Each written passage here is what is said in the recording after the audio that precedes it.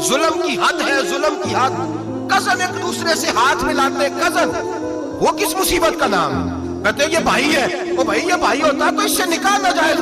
अब चूंकि अल्लाह ने इसके साथ निकाह को हराम रखा है, तो ये तुम्हारा भाई हो सकता? मेरे रसूल करीम सल्लल्लाहु अलैहि वसल्लम ने फरमाया, सुवर निजसुलैन है, कुत्ता बिल्कुल नापाक नहीं होता।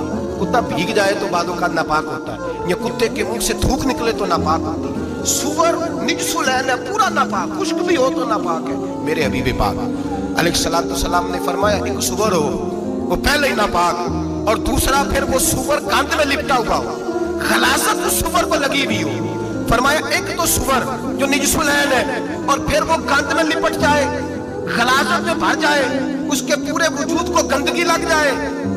फरमाया वो सुवर गंदगी और खलासत में लिपटा हुआ तेरे जिस्म से लग जाए तो इतना बुरा नहीं, जितना गैर महरम औरत का वजूद तेरे वजूद से लग जाए तो बुरा है।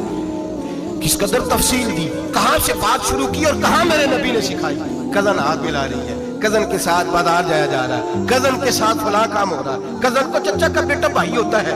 अगर ये सगा भाई होता तो इसके साथ निकाह नाजायज होता। खुदारा आ जाओ, लौट आओ, वापस पलटो दीन की तरफ, लौटो, इस तबाही से निकलो। ये जो आग है, ये जो बेसुकूनी है, ये जो तमाशा है, ये लाखों कमाने के बावजूद जो बेबरकती है, ये बड़ी बड़ी फौजों के बावजूद जो रोज मस्जिदें उठती हैं, ये जो रोज जनाजे पढ़े जाते हैं, ये जो रोज बेटियां बेवा होती हैं, ये जो रोज माओ के सुहाग लुटते हैं, ये हमारी नाफरमानी